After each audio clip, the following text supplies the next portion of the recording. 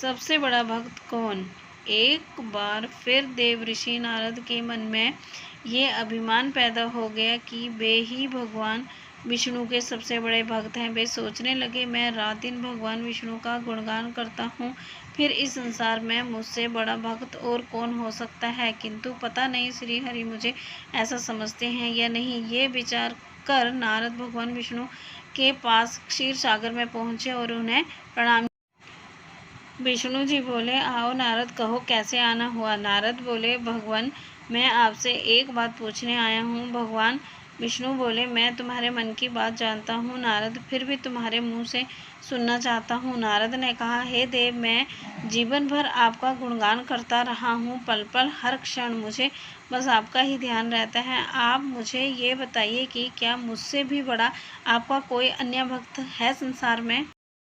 भगवान विष्णु समझ तो पहले ही गए थे कि नारद को अपनी भक्ति पर अभिमान पैदा हो गया है, किंतु अपने मन की बात छुपाकर वे बोले, नारद, इस प्रश्न के लिए तो तुम्हें मेरे साथ मृत्यु लोक चलना पड़ेगा।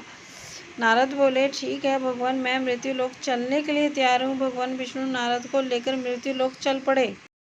धरती पर पहुंचकर दोनों ने किसान का वेश धारण किया और एक गांव के किनारे बनी एक झोंपड़ी की ओर चल पड़े। विष्णु बोले, नारद, मेरा एक बहुत बड़ा भक्त यहाँ इस कुटिया में रहता है। आश्चर्य है, क्या मुझसे बढ़कर भी किसी की भक्ति हो सकती है? नारद के मुख से निकला, क्या वह भी मेरी तरह आपका ध्यान लगाए रहता है? आओ स्वयं ही जान लोगे, विष्णु ने कहा और इस कुटिया की ओर बढ़ गए। किसान उस समय कुटिया के बाहर अपनी गाय को बांध रहा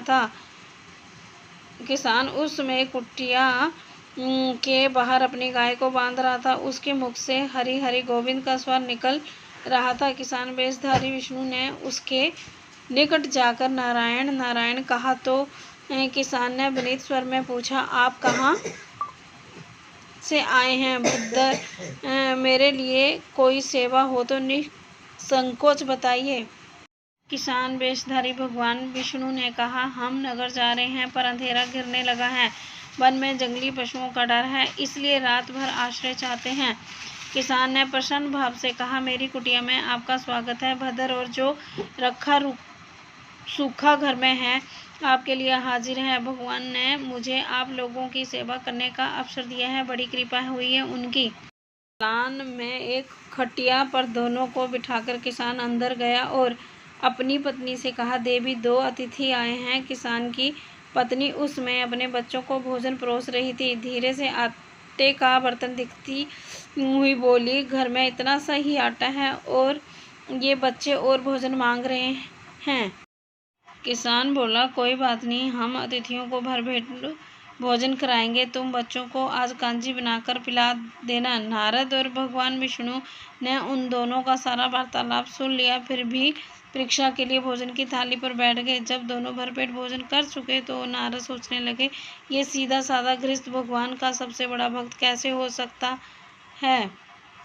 उधर श्री हरि ने किसान से और भोजन लाने की फरमाइश कर दी। बोले, मेरा पेट अभी नहीं भरा, क्या और भोजन मिलेगा? किसान रसोई घर में गया और जाकर पत्नी से पूछा, कुछ और भोजन बचा है क्या? पत्नी बोली, बच्चों के लिए कांजी बनाई है, बस वही शेष है। विष्णु और नारद वे भी पी गए। किसान और उसके परिवार को भूखे ही सोना पड़ा।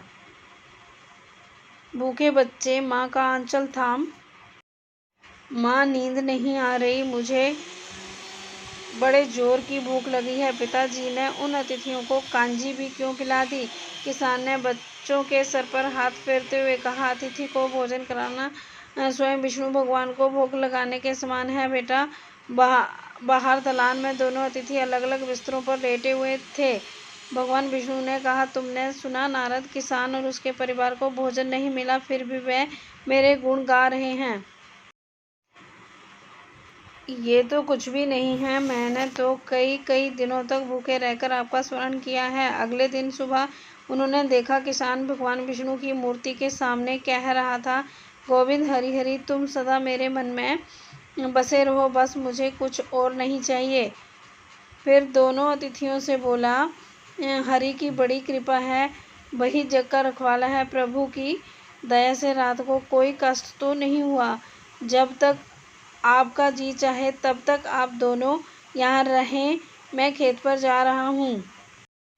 किसान वेशधारी श्री हरि बोले, हम भी तुम्हारे साथ चलेंगे यदि तुम्हें कोई आपत्ति ना हो तो। नारद और विष्णु भगवान किसान के साथ उसके खेत पर गए। किसान बोला, यही है अपना खेत, अब मैं अपना काम करूँगा। गोविंद से हरि हरि। नारद बोले, तुम तो सत्पुरुष हो, भगवान के बड़े भक्त हो, हर घड़ी उनका नाम लेते रहते हो। किसान बोला, अरे कहाँ, काम से जब भी थोड़ा बहुत समय मिलता है तभी उनका नाम लेता हूँ। नारद ने पूछा, कब कब मिलता है समय? किसान बोला, सुबह उठता हूँ तब, रात को सोता हूँ तब, और दिन में जब भी काम से समय मिल जाए। ओ समझा, नारद के मुख से निकला। दोनों जब किसान से विदा लेकर चले तो नारद ने व्यंग्यात्मक स्वर में कहा, आपने सुना भगवान?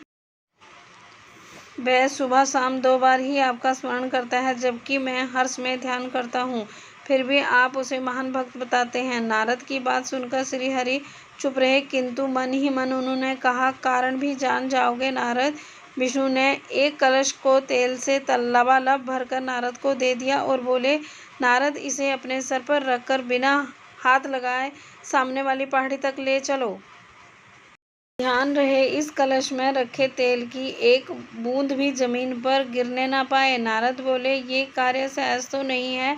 ये कहकर नारद ने कलश सिर पर रख लिया और पहाड़ी की ओर चल दिए। नारद पहाड़ी तक गए और लौट आए। विष्णु बोले, लौट आए नारद, ठीक है, अब ये बताओ कि इतनी दूर जाने और आने में तुमने कितनी बार मेरा स्मरण किया? नारद बोले, एक बार भी नहीं भगवान, करता भी कैसे, मेरा सारा ध्यान तो तेल और कलश की तरफ लगा हुआ था। श्री हरि बोले, तब तुम ही सोचो, वह किसान दिन भर कठिन परिश्रम करता है, फिर भी 2-4 बार मेरा स्मरण जरूर करता है, और तुम एक बार भी मेरा स्मरण नहीं कर पाए। विष्णु की बात सुनकर नारद के अंतर्चक्षु खुल गए। वह श्री हरि के चरणों में गिरकर बोले, मान गया प्रभु, जो संसार के झंझटों में रहकर भी आपका स्मरण करते हैं वे ही सबसे बड़े भक्त हैं।